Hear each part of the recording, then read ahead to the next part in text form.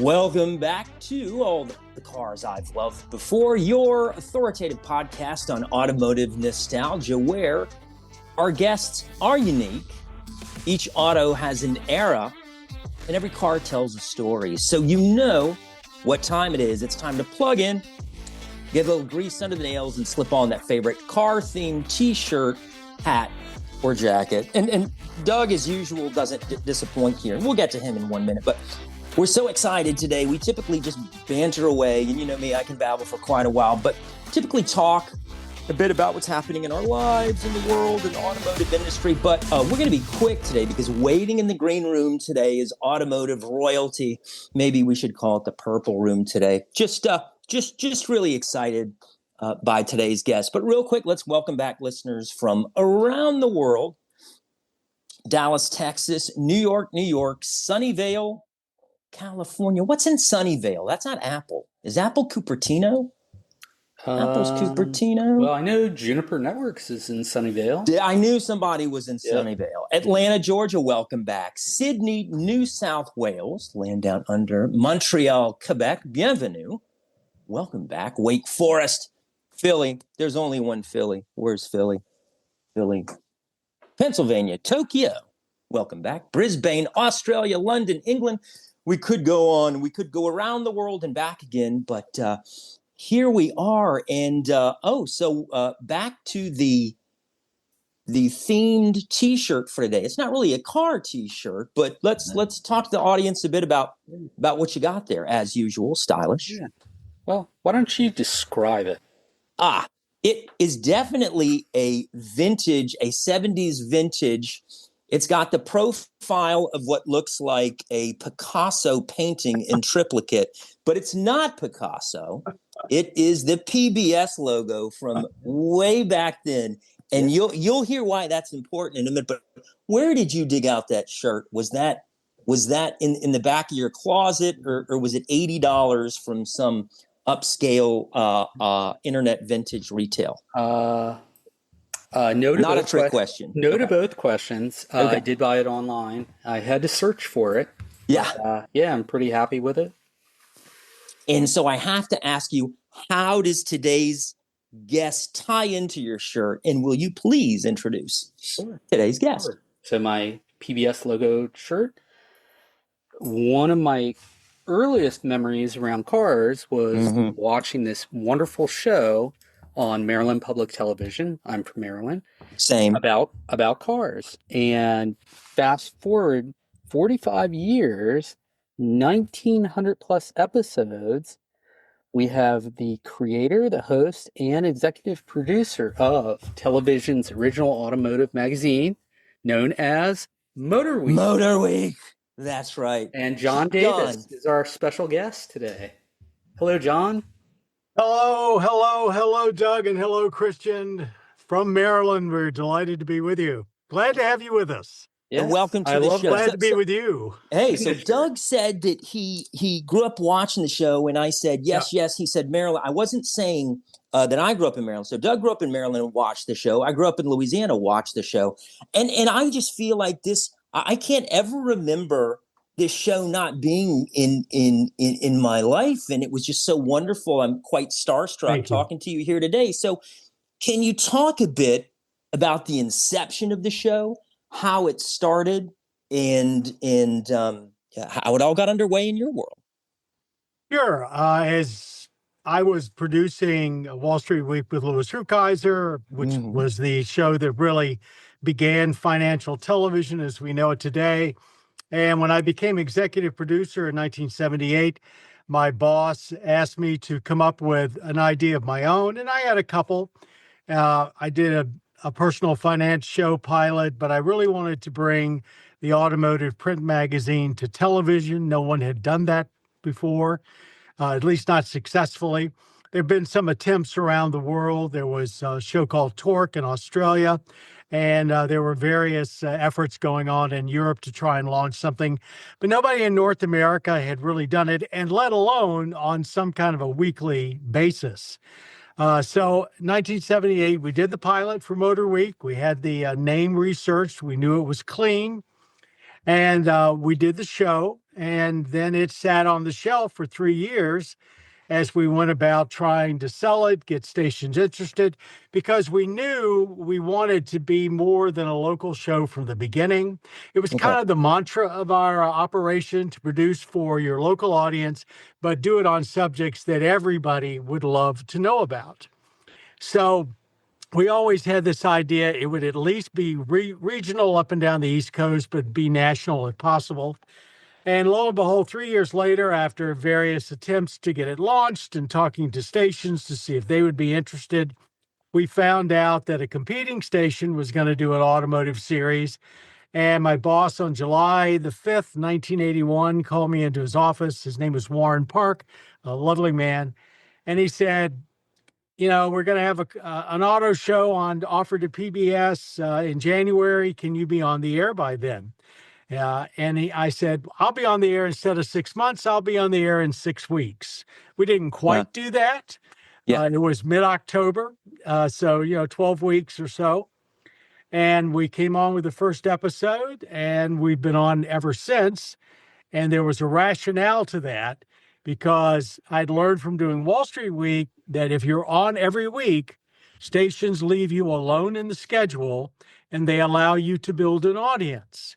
But to do that, you've got to offer essentially a new show every week. Right. And right. even though we do 26 all new shows and 26 shows where the majority is new, and that's how you keep a time spot and allow your audience to grow. Otherwise, the stations will say, it's a rerun, we'll take it off and bring it back later. And sometimes they do, and sometimes they don't. And so here we are. We've been on weekly ever since. So the idea was never let your backup see the field. It was always have something in queue, always have something. How quickly did you stumble upon, or maybe it was by design, you seem like a by design guy. How quickly did you get the winning formula for what we see as the show today? Was that pretty much out of the box? Did you have to tinker with it much? The format you see today was very much what we started with. We didn't have a lot of feature segments, so they were added. But the concept was a magazine style for television. Yeah. And at that time, there were really only two programs that were using that formula. One was a local series that was done by all the Westinghouse-owned TV stations around the country at the time. They later became CBS stations. And it was called Evening Magazine, and they would do 5- and 6-minute segments, and they would borrow from other stations to fill out a week. They did it every night, 5 nights a week, during the, Monday through Friday. And then at about the same time we were doing our first episode, not our pilot, Evening Magazine was debuting with a magazine style format. And the advantage of a magazine style format is, number one, you don't bore people to death with very long segments. Everything's about 5 or 6 minutes. Yeah. You're allowing the person who wants to see a new car to see that, but then someone who maybe wants some other information like our Goss's Garage to have that. But the big deal is I knew one day we probably would do a commercial version of the show, and it allowed you to easily edit and insert commercials. Oh, how interesting. So the magazine format started, we still use it today.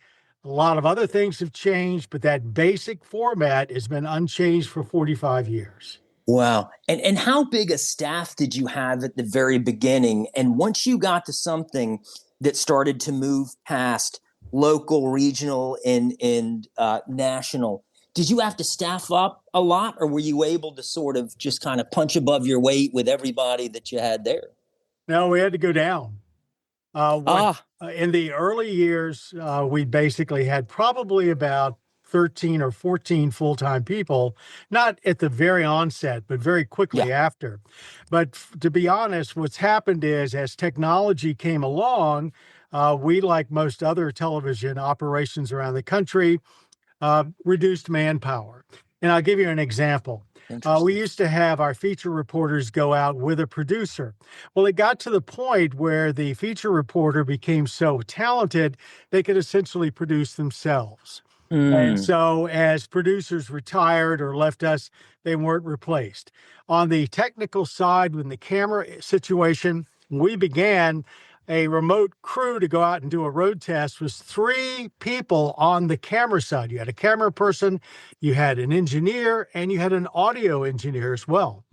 Now it's one person with a very good camera, or a selection of cameras actually, and they do all of that. So I wouldn't call it automation, but I would say progress in electronics and just the style of how we do things allowed us to reduce that count to about 10 where we are today. And we've just lost one person who was taking a different job. And because of the PBS cutbacks you've probably all read about, we likely won't be replacing that position anytime soon. So we've had as few as 6 or 7 and as many as 13, but 10's a nice number and it seems to work well.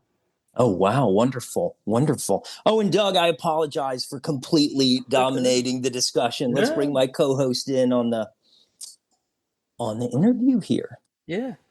So, why are you here, Doug? He's all the skill. I'm just the looks. Maybe that's why we're going nowhere. I'm the car nut. Christian's the cultured person. I can tell that. Yeah. So, and thank you, by the way, for wearing the PBS shirt. That is a terrific shirt. It's an honor to wear it. Best. Yeah. So you mentioned your team, right? As many as 13, but there's an interesting story about how you picked them, right? Related to the Maryland Public Television parking lot. Yes, when I was given the go, I had to basically put together a group of people, and it had been 3 years since we did the pilot. So I literally walked out into the parking lot and started looking at the cars out there, and then copied down the license plates and went into security and said, okay, whose vehicle is this? Well, Craig Singhaus had already been on the pilot. He owned a Shelby Mustang, so he was easy. Joyce Braga, our first female reporter and who did the news on the earliest episodes, she was driving a Porsche 924, so I knew she was perfect for the job. And it went on like that and still continues today. I will tell you, when someone applies for the job, one of the questions they get asked is, and by the way, what do you drive? It tells you a lot. Yep, for sure. For sure. And do you get a lot, I'm sure for our listeners and myself, do you get a lot of people applying for jobs, just sending resumes over? Yes, we do. Although these days with the internet, you really don't need an operation as big as ours to get on the, to get in front of the public with your automotive insights. And actually, we've had several instances in the last couple of years where we've hired people for one position or another because of their internet presence. Case in point, when Pat Goss left us very unexpectedly, we turned to the internet to look for a variety of replacements. We actually took 4 people to replace Pat. He was so incredible. Yes, he was. And all of those had a significant internet presence, including our youngest, Giuseppe Iatarola, who has Giuseppe's Garage. He's a child prodigy. Of course, he's almost 14 now. But, when he was 10 and started with us, there was no one else like him. And actually, there still isn't. So we'll draw information from everywhere, but we still get quite a few. Hey, I'd like to be in automotive journalism. What have you got open and how do you start? And my first response is, well, just be prepared to starve to death. But if you can handle that, you're cut out for automotive journalism. Yes, if you can subsist on water indefinitely, this might be the job for you. That's right. You know exactly what I'm talking about. Amen. Amen. Good stuff. What do you think, Doug? Should we kind of venture back into the past? Did you want to talk with him right now about any current projects he's working on? Well, no, I think I can't wait. Oh, sorry, John. Would you mind if I plug something? Please. Okay, I'm on the 8th of November, starting on the 8th of November at PBS stations around the country, will be the special 45th anniversary edition of MotorWeek. And it'll be that weekend, the 8th and 9th, on most public television stations around the country. It's a really good, jam-packed half-hour look back at everything we've done over 45 years. And if you're not wonder how we go about doing things, it's got a lot of that in it, including how we produce our road test. And on Sunday, the 9th, it'll actually go up on our YouTube channel at noon Eastern time. So if you can't catch it on the PBS station, it'll be there. That's my plug. Love that. Thank you. Wonderful. Love that. No, thank you. Thank you. Perfect. Perfect. Yeah, no, Christian, I think it's time to talk about John's early cars. Oh, you have something? Just wanted to say, before we hop in the Wayback, before we hop in the DeLorean and go 88 miles an hour, I was curious as to 45 years in, John, what surprises you sitting in that office this time forward doing, see, all the world has changed, and the automotive industry has changed. What kind of strikes you from where you sat in the beginning to what you see now around you? It's the level of driver assistance systems that help everyone become a safer driver, which, of course, were an outgrowth of this. It's turning out so far to be kind of a fantasy of looking for the autonomous vehicle.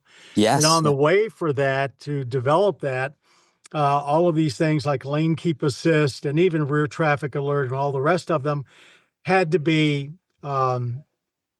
become perfected for autonomous driving to arrive.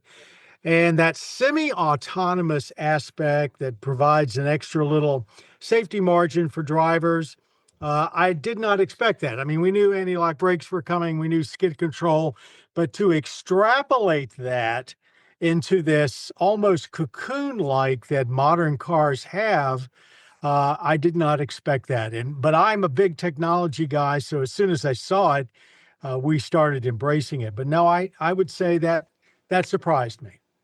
And it's such an interesting point because I remember, and I don't know, just this weekend, I was kind of thinking about a couple of decades ago when my family was young, we would go on vacation and meet this other family, and I would pull out an atlas, a paper map, and have it spread on the dashboard and looking for country back roads. And now you have on any phone this GPS, which is in essence a map that talks to you. I mean, how safe is that? That small little thing in your pocket, a map that talks to you. Keep your eyes on the road, and your phone says, okay, 500 yards, you're going to take a right. That small thing on top of what you're saying it's just remarkable. It is remarkable. I mean, to the point that I really don't go anywhere without GPS now. And I plug it in and put in a destination just to make sure there's no traffic, situations I'm not aware of.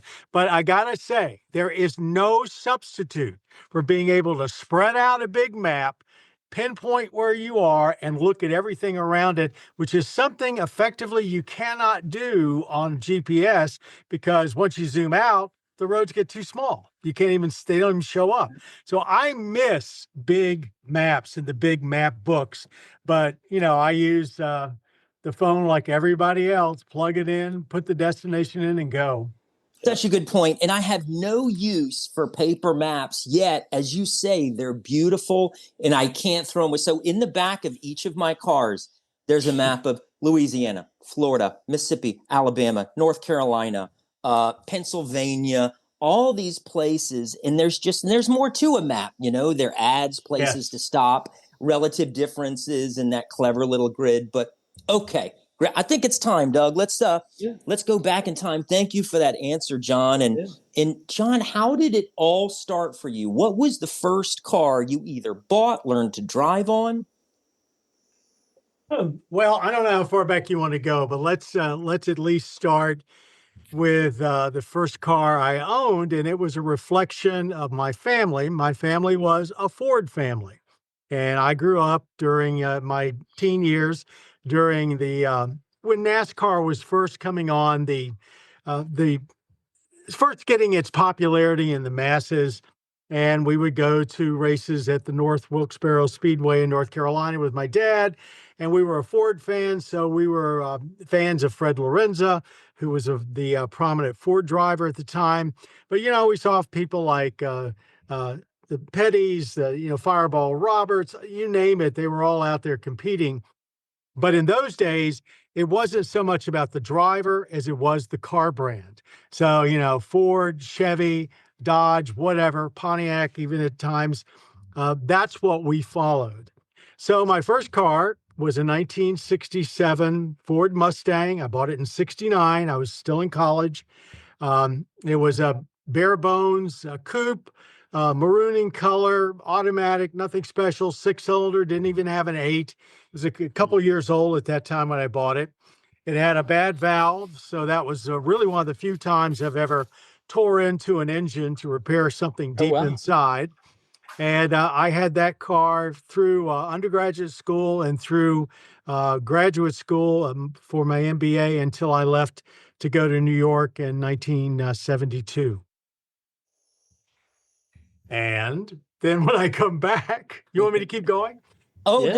Doug, Right. No. I mean, obviously going to New York, no need for car, the Mustang. didn't need one. However, I'll tell you what I did. I missed driving so much. Yeah. I was crazy. So a fellow I worked with, his family lived out on Long Island. I lived in Manhattan. So on the weekends, I would get on the train, drive out, take the train out to his town, get off, walk about 1.5 miles to his street, and he would leave a car with the keys under the mat so I could get in it on a Sunday, drive out to the end of Long Island and come back and then go back, leave the keys, go back into the city so I could get back to driving. When I would come home, it was fine. But at that point, I didn't actually have my own car. I had sold it. So I was crazy without being able to drive routinely. I missed it so much. Yeah. And when obviously Mustang your first car, but when did the love affair and second, that's right. When did the love affair of cars start for you? The love affair for cars started with me and actually with all things mobile. I was from an earliest age, and I still have the doodles in my basement. I drew car designs, I drew airplanes, I drew rockets. Love it. I did model rockets, I did model airplanes, and all that stuff. So I knew I wanted something to move. I, of course, went into engineering school because of that. But I couldn't really afford to take flight lessons. So the car was, not only was the car my source of freedom from the time I was 16 on, but it became bigger than that because it was almost like a substitute for not being able to go flying. So it took off from a very early age and just progressed from there. Then I got away from it a little while, of course, while I was in New York, even though I was covering transportation companies. And then when I came back to came to Maryland in 1972, that's when the second Mustang came into my life, and it was almost a clone of the first, except it was a little bit newer. It was a 60. It was a geez, I've forgotten now. It was a 69. So. Yep. Gotcha. And Doug, let me break in here real quick as we're talking through his early life. When Doug and I were talking about you over the weekend, John, and we saw where you went off to New York City, and we thought, well, kind of a departure from studying cars, being involved with cars, but then we learned you were a transportation analyst when you were in the financial industry. So it's these things that have engines is really the through line of your entire life. Your passion is younger to your job all these years later. That's just so wonderful to me. It seems so fitting. I mean, that's very true. And of course, I missed, one thing that we haven't talked about was when I was in college in my undergraduate year, that's when I got involved with electronic media, specifically radio. And so from about 67, 68 on, I was either on the radio at the North Carolina State University. On the weekends, I would work for a couple of different commercial stations, one in Chapel Hill where UNC is, the other in Durham where my hometown is, and then eventually gravitated to a local television station in Durham, WRDU, but that was the media background. So I had the engineering, the media, and then the business background. I went on to New York, abandoning the journalistic aspect. Thought it was a great way just to work my way through college, but not really what I wanted to do as a career. Lo and behold, I got out of New York, got very bored, didn't like what I was doing, had an opportunity to come to Maryland Public Television to work on Wall Street Week because they were looking for someone with a business and broadcasting background. I had the right stuff for them, and my resume almost stops there. No, your resume just came back home at that point. Yeah. It was time to sit in the driver's seat for good. Go ahead, Doug. Back to you. Yeah. No. That's very it's a great story, right? And we all wonder. And I think pulling into MotorWeek, right? We've talked about your second car being another Mustang. Pulling into MotorWeek, what car were you driving? Sorry, Maryland Public Television. What car were you driving then? That was the 69 Mustang. Okay. I bought that within a week or so of actually coming to MPT and being hired. Mm-hmm. And I drove that car for, let's see, 3 years, I think, 2 to 3 years. It got rear-ended very badly in Richmond and kind of never was the same again. Mm-hmm. But then during that period, I was a young single guy. I was interested in something a little bit more than that. I had some spare cash. But what I really wanted was something, quote unquote, like an exotic car, but that had an American engine that I could work on. I wasn't really interested in doing anything European. It would be way beyond my skills. And there were two particular cars that were making the rounds that were reasonably affordable on the used market at that point. One was the Jensen Interceptor, which had a Chrysler V8 in it. And the other was the Tomaso Pantera, and before that, the Magusta. But the Magusta was nothing but trouble. Of course, so was the Pantera, but less so. I don't remember how I narrowed it down, but I came across a 2-year-old, and this is 1975 now, a 2-year-old Pantera down in Norfolk, Virginia. So a 73 model, which was what was the first of what they call the L model, which meant it had rubber front bumpers to meet the U.S. safety standards. I went down to Richmond. A family had bought it for their son, as a high school graduation project. And I think he promptly wrecked it. They got it repaired. They sent him off to the Navy. I drove the car home, completely took it apart, filled up my little one-bedroom apartment with car parts everywhere, and pretty much rebuilt everything that didn't move, and drove that until 1979. So, and I still miss that car today. Yeah. No, and it's a Ford, right? And Ford drivetrain. Oh, I tell you, it had a Mustang engine, of course. Yep. Had dual point distributor, which was nothing but trouble. One point sets points would close up on you because of vibration, and you'd have to pull off the side of the road because it would die. It would short out. And I could get out of the car, take off the cowling, open up the distributor, disconnect one set of the points because it would run fine on one, put it back together, and be back in the driver's seat well under 5 minutes, which I had to do in the rain, in the snow, almost. You never knew when it was going to basically creep up on you. You physically couldn't tighten the tightening screws humanly enough to keep that from happening. I mean, I was under it every weekend, keeping it running, but I still miss that car today. And that was your daily driver, it sounds like, yes, for many years. It was. Wow. And I had the only real modification I did to it was I put on what was then called the Saudi Arabian package, which was, it had a radiator in the front with 2 fans on it, and a long run to the mid-engine, but they had a second set of fans you could put to draw air through the radiator. And I put that on there so it wouldn't overheat on our hot summer days. But that and a different radio, that was it. When I finally did sell it, that was the only 2 things I had added to it, except I did have to rebuild the transmission and a lot of other stuff. Sounds a lot like my DeLorean in many ways. I wanted one. I wanted one of your DeLoreans very badly, and I came very, very close to actually buying one. But what happened is DeLorean would not send out test cars. They had them, but they kept putting everybody off. And a former automotive writer was doing their PR. Finally, because their headquarters was less than 2 hours up the road, finally we cajoled a car out of them.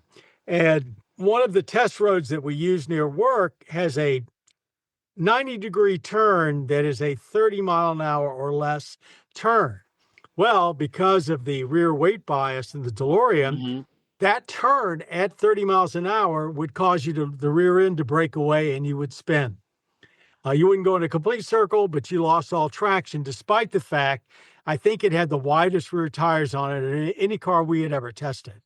So that kind of chilled my enthusiasm for it.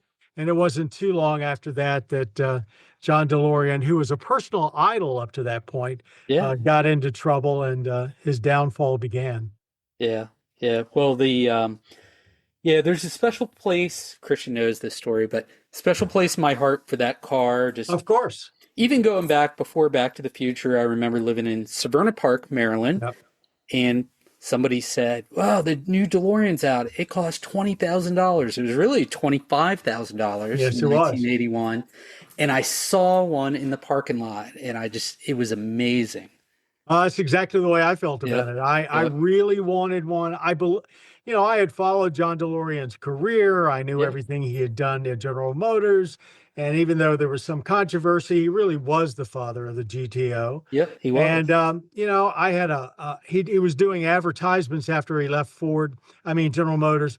And I had a Cutty Sark poster of him and in my office, and so I was absolutely crushed when the whole drug situation erupted.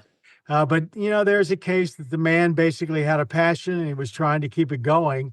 And even though he certainly took a wrong move, I understand the motivation. Yeah. And it was, a really great social experiment that came out of it, trying to help Northern Ireland with their low unemployment. And like that's something to be proud of. And, I can't help but think, Christian, how blown away we were. We had, John DeLorean's daughter on. Yes, I'm aware of that. Our 10th episode. Yeah. And that was just, for me, that was like I feel today, right? That's as close as I was going to get. In this case, I'm right there, but even in the same state. But I'm pretty sure, I'm sorry, I'm talking all over this. So rude of me. Nope. I'm pretty sure I met DeLorean once. Wow. I think it was at the Detroit Auto Show. It was totally brief. I thought he was the quintessential car guy, and he really understood cars and what to do with them, how to make them live. Yep, and how to sell them. Right. That's unfortunately, I was also a fan of Colin Chapman, and I don't think Colin really did John much a favor with the chassis he sold him. So. Yep. I think many would agree with you. Yeah. Probably myself included. Yeah. So, that's, I'm trying to look at your other list of many cars. And actually, you mentioned replacing the radio on your Pantera. So I do have to ask, it doesn't have to be from the Pantera years, but what's a favorite song from your early cars, first car you heard on the radio? Well, you're going to laugh, but the first car theme that I ever remember was the Nelson Riddle's theme to Route 66. And of course, that was then later followed by the Route 66 song, right? Whose composer has left my brain. But those two songs were probably the first two car-themed music that I ever remember. But I was glued to the TV every week when Martin Milner and George Maharis would come on with Route 66. And, my brother actually owned a car very much like the Corvette they were driving across the country in. And so it had a lot of meaning to me. Yeah. And speaking of Corvette, you are a Corvette guy. Am I right? Yes, and after I had the Pantera, what caused me to sell it, by that time I was getting ready to get married. My wife and my soon wife to be and I decided we wanted to try and buy a house. So the Pantera I sold at a profit and used some of the money as a down payment on the house Yep. and had some left to put down on a 79 anniversary edition Corvette. So it's the only Corvette I've ever owned, but I did really love that car, and it's still circulating around this area somewhere. I see it from time to time. Oh, wow. Also maroon. So Also maroon. That's your favorite color. So, but that was purely the luck of the draw. It was the only one I could find. I mean, that was a hot property in those days. Yeah. And one of your current cars, and I know Christian wants to ask you about the EV portion, is a 2024 Fiat 500e. Is that also maroon, John? No, it's red. Okay. Close. I got time. I mean, we test everything, 150 cars a year, plus or minus. We've driven everything electric, and I almost bought a couple of different electrics in the last 7 years. But I got to the point where I said, look, we get them in to work. We drive them for a couple of weeks. Occasionally we have one for longer. I wanted to actually, because it looked like we were heading down that road, I wanted to live with one on a daily basis. And one of my cars is a 2002 Mini Cooper. I wanted something to replace the Mini. I still have it. It didn't get replaced. So I was looking around. I had seen the first generation Fiat 500e, not enough range. When the second one came out with a 150-mile range, I thought, very interesting. I'd owned, various and sundries, or I'd driven various and sundry Fiats when I was a teenager, but they wanted too much money. And literally, I was at a North American Car of the Year drive, and I was talking to the Stellantis rep, and he said, oh, by the way, we just dropped the lease fee on the 500e to, I think, $200 a month with virtually nothing down. I went home that night, looked up the two nearest Fiat dealers, started communicating with them, and within about 4 days, I took possession of one. And because they weren't giving them away, but it was so inexpensive, I felt our family could afford it. And so it is one of my daily drivers. And but I've actually bought it for my spouse, who likes something the size of the Mini to run into town and come back. So she drives it as much as I do. Gotcha. What other cars are in the garage? Oh, let's see. Well, I mentioned the 2002 Mini Cooper, one of the very first ones that came into the U.S. There was a story of I hated it until I drove it, and then I fell in love and bought it immediately. I have a 2003 Ford Ranger. I wish somebody made a nice little tidy pickup that size again. The only other interesting car I have is a 2014 Mercedes SLK 250. Which I used to have a Miata, but we sold it. My wife said it'd be nice to have a convertible again. Yeah. And then I've got a Hyundai Palisade that's our dogmobile, which I'm very fond of. So, gotcha. Yeah, no, that's it's really high praise that you would buy something, John, because as you said before, just about everything made in this country kind of crosses your garage, so to speak, at work. So, high praise for anything that gets the permanent stamp of approval there. Yeah. And Christian, as we were talking before this, I think I shared this with John. I think John / MotorWeek has driven every car I've ever owned. Oh, well, you're a young man, so give it time. Yeah, not quite, but good point. By my standards, you are. Yeah, both of you. 1989, I think it was my first car. So and it was a Dodge Daytona. Good choice. Which yes, I saw plenty of those on your on the show, and I still go back to it. But what is obviously the Pantera? I know you said you'd love to have it back. What's a dream car that you would share with our listeners? If I had the money today and I had no really other responsibilities and I just wanted to go out and play, I'd buy a first generation Dodge Viper. It's crude in every aspect. It was designed by probably the most brilliant management team that Chrysler has had in modern history. I knew Francois Gastang. I knew um, all the folks involved with that project.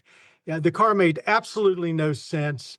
It's loud, it vibrates, but there is no. It was the first modern car that, if you can call it that, that seemed to embrace the driver as a vital piece of the experience, not just someone along for the ride. I mean, it had a terrible top. It was hard to get in and out of. You could nearly burn your legs every time you got near if it Yep. had the side exhaust, Side all that. exhaust. Yep. But, it was long hood, short rear deck, a top that was a joke, but just a blast to drive. And it required enormous amounts of skill to do much of anything with it. It was and still is, a real driver's car. And Yep. then when they kept modernizing it, it lost a little bit along the way. But that first gen Viper, that's probably the closest thing I have to a dream car today. Okay. The other would be the old Lotus Esprit, Okay. which I also thought was just a fabulous car. Yeah. Yeah. Beautiful, beautiful car. Or Yep. if I could get my D Tomaso Pantera back. Yep. Yep. Exactly. So you mentioned Lotus and we're jumping around a little bit, but one of the questions we had in our in preparation was, what's the most dangerous car you've driven or been in? And it was a Lotus. Also a Lotus. Yeah, and I'd love to hear why. I was in the market for that 69 Mustang or something like it. I didn't know what I was going to buy. And I saw one ad for a Lotus Elan. And I made arrangements to go see it. And the guy really wasn't sure he wanted me to drive it yet. So the first thing he had to do was take me for a ride. And if you remember, they were very small, low to the ground, and largely plywood underneath the body. So I got in it, and your butt's about 4 inches off the pavement. And so 30 miles an hour felt like 60, 70. So driving around in this, rudimentary seat belts, totally exposed in the environment, and with somebody you really didn't know, I think that was the closest. It had the feeling. I said, if there is a unique feeling, and I know there is, of flying in an open cockpit airplane, this was the closest I'd probably ever get to that. Yep, for sure. So now the guy was a good driver. There was no problem. But at that point, I said, this may be just a little too way out for me to drive back and forth to work every way. Mm-hmm. Yep. So as we keeping track of time, and there's so many things, I did want to ask. We got to let him eat dinner at some point. Yeah, you cannot keep him here all night. Oh, all right. We do I look like I need food? Probably not. We did want to ask you, so after 45 years, like, what do you think has made MotorWeek last the test of time? Or Great question. Keep going, and you guys have weathered all the changes, including the internet along the way, and YouTubers, to your point. I would say it's consistency. The format hasn't changed, but the single most important thing is, on our show, most TV shows are built around a personality. I chose to be the host of it only because we couldn't afford to hire anyone else. I had been on the air, but only as news. I did not want to be the host, but I had no choice. And I was so dreadful and so deadpan that from the beginning, we said, this is a show about cars, not the people driving the cars. So the cars are the stars. Yep. And that has been our mantra to this day. I mean, when you think about it, you hear me a lot, but on the average show, you probably only see me about 2.5 minutes out of 46. So Mhm. it's the cars, and we always put them first. And I think also one more thing Mhm. is that when you hear our opinion, it is not one person or two persons' opinion. It is a group opinion of all the folks that work on the show. They all get plenty of time with the vehicles. They all contribute to the road test. Yeah. So you're getting a wide view and not a narrow lens when it comes to what we think about it. I love that. That's good. And that hallmark of consistency, I know from watching, it's been that way for decades and decades. So as we guide the podcast gently to the off ramp, John, I have to ask, now is the 45th anniversary, but what do you have planned for the 50th? We love scoops on this show. 50 is a big, nice, big round Oh, number. What's going on? Do we know yet? no. It's a great answer, Christian. God willing, and the creek don't rise, there will be a 50th anniversary show. I would not predict whether I will be the host anymore. I might just be a throwback. But I think the show's going to continue what it's doing. It has to continue to adapt. We talked about all the changes coming for the automobile. But one thing I don't think we will ever lose that will keep us being somewhat unique is we still do instrumented testing of all the vehicles we get in for a road test. And there's only about 3 publications that still do that anymore. And that's something we never want to lose, that scientific, or at the minimum semi-scientific approach to try and have a level playing field so you can read our road test and really compare one vehicle against another.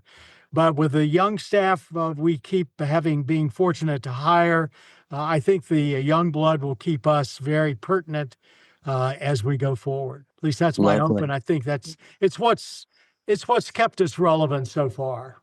It's a great plan. It's a great plan for sure. Well, what do you think, Doug? Any more questions on the way out? We're kind of up against a hard break here. Yeah. Oh, so many. I did want to ask John to see if he remembers. If not, I'll remind him. So you won an Emmy, right, for MotorWeek? Do I have that right? Well, we've won several Yes. Emmys, but not a national Emmy. Right.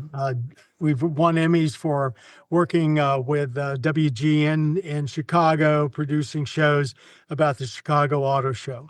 I've gotten a couple of, shall we say, long-serving survivor honors from the Chesapeake area Emmy folks, including what they call their Golden Circle, which, it's basically you live long enough and you keep in the business in this area, you get it. We've never really been the type of show that wins national Emmys. It's very difficult for a small show that's as specialized as we do, but we are Emmy Award winning, and we're very proud of it. And we've won a lot of other awards along the ways, many of them from very generous journalists around the country and their organizations. So we're very proud of all of our accolades. And again, it was a team effort. Right. And the quote that we found in preparation was that MotorWeek has been the love of my life easily. That was your quote. My wife would agree with that. Okay. Although she comes first. Yeah. But, MotorWeek is probably second. Yeah. Maybe my dogs are in there somewhere between the two. But no, we decided not to have children early on, and so MotorWeek's our baby, and I know she feels the same way. That's a partner you want for life. Yeah. In that aspect, I am the luckiest human being on earth. Yep. There you go. You are indeed blessed, and it's been really a pleasure to spend some time here with you, John. I was really excited when Doug got a hold of you, and it's great to see you and spend time with you. But something about your voice is just magic. So it's just been a real treat to spend some time with you. Thank you for making time for us today. Christian and Doug, it's absolutely been my pleasure. And for the rest of the story, come back sometime. Yeah. You got it. You have just heard the high-revving, low-mileage, late model, heard round the world authoritative podcast on automotive nostalgia. Check us out at carslove.com. You know where to catch John Davis. You have for the past 45 years. 45th anniversary. Check out his YouTube, motorweek.com, public television, all over the place. You'll know where to find him. If you like what you hear from us, let us know. He's at Doug@carslove.com. Check us out at carslove.com. Or can you give the link tree, Doug? Sure. linktr.ee/carsloved. There you have it. So on the way out, I am sure we'll see you at the next local car show, showroom, race strip, or concours. We appreciate you taking a lap with us, and we'll see you next time.